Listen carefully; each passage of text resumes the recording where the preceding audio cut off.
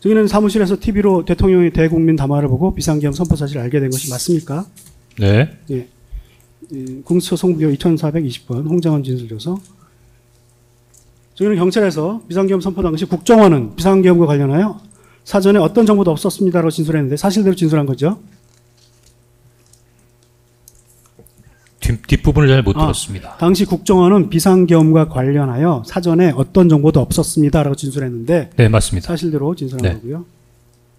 조태용 국정원장이 국무회의에 배석한 사실은 증인도 사후에 알게 되었죠? 예, 사후에 알게 됐습니다. 그 다음 날 아침에 예. 신문 보고 알았습니다. 예. 조태용 증인 녹취서 제시. 피고인은 조태용 국정원장이 국내에 없는 것으로 대통령은 조태용 국정원장이 국내에 없는 것으로 생각하고 있다가 국무회의 현장에 국정원장이 온 것을 보고 국정원장이 국내에 있는 것을 인지했고 그 당시 조태용에게 국정원장이 부재 중인 줄 알고 1차장인 증인에게 전화를 했다라는 사실을 알려주었다고 하는데 증인은 조태용 국정원장이 국무회에 배석한 사실을 비상계엄 당일에는 알지 못했죠. 네. 280조 수사보고 제시하고요.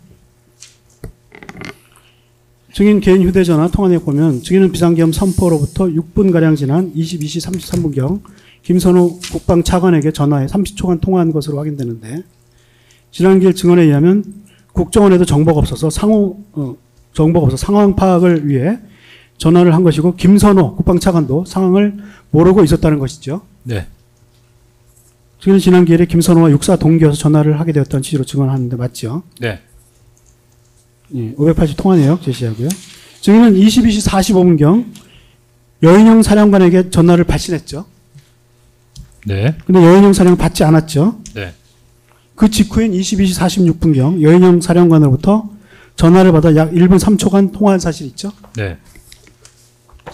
증인 진술조서 계속 제시하고요. 증인은 검찰에서 여 사령관과 통화하였음에도 정확한 상황 파악이 안 되어서 제가 일단은 국정원장님께 전화를 드렸는데 전화를 받지 않으셨고 원장님 보좌진을 통해서도 연결이 안 되어서 일단 제가 2, 3차장에게 국정원 안보폰으로 비상계엄이라는 사실을 통보했다고 해서 여인영 방첩사령관과 통화 이후에 2, 3차장에게 비상계엄 사실을 통보했다는 취지로 진술했죠.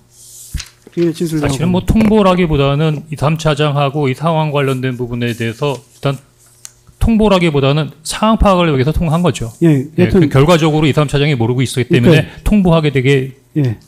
그 시기가 여인영과 통화한 이후냐. 이유입니다. 예. 이유입니다. 그 증인은 여인영과 통화 이후라고 하는데요. 네.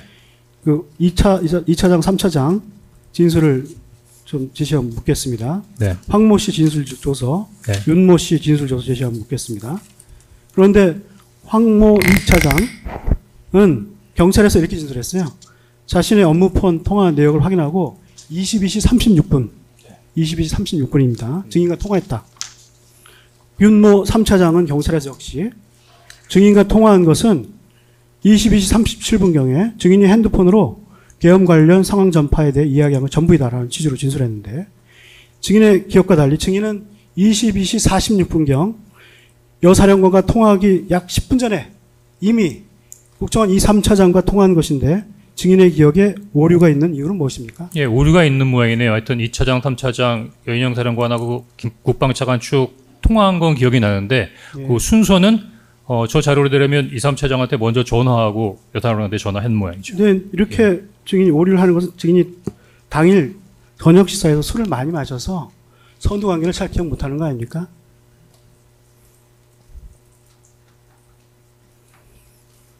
제가 여인영 사령관한테 전화하기 이전에 2, 3차장한테 전화했는데 왜 여인영 사령관한테 전화했다는 것을 그 이후에 했냐고 진술했냐 그 말씀이시죠? 계속 그렇게 진술하시잖아요.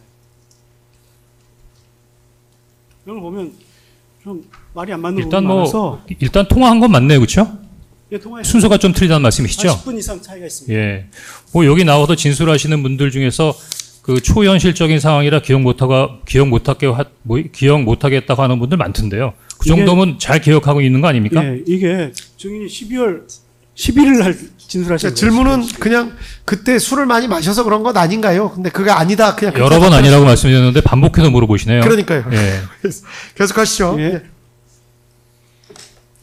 예, 증인이 전화를 했지만 조태용 국정원장이 전화를 받지 않은 것은 증인이 2, 3차장에게 전화하기 이전이었던 것은 맞습니까? 먼저 국정원장에게 해보고 전화가 안 돼서 2, 3차장에게 전화. 왜냐하면 저기 뭐야 그 개인 폰은 제가 갖고 있지만 지휘폰 같은 경우는 제가 다 퇴직 후에 반납했기 때문에 예. 그 구체적인 시간대를 보면서까지 확인할 수 있는 사항이 없기 때문에 기억에만 의존하게 됐던 거거든요. 예. 근데 2차장, 3차장에게 전화한 거는 맞는데 그 전후까지의 서열이 약간 좀 바뀐 부분인 것 같은데 그게 크게 이해하시는데 어려움이 있습니까?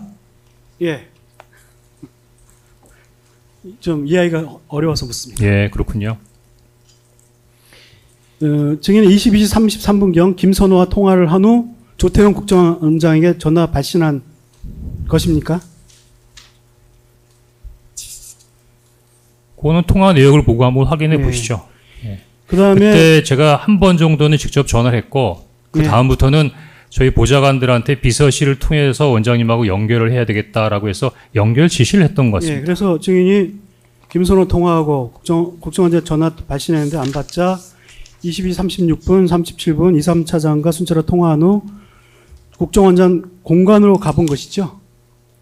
네, 마지막에 네. 다 해본 다음에 마지막으로 국정원장 공간을 맞죠. 증인은 국정원 1차장으로 국정원장이 없으면 직무대행을 하는 자리에 있기 때문에 조 국정원장과 통화가 되지 않자 2, 3차장에 소집 통보를 한 것이죠.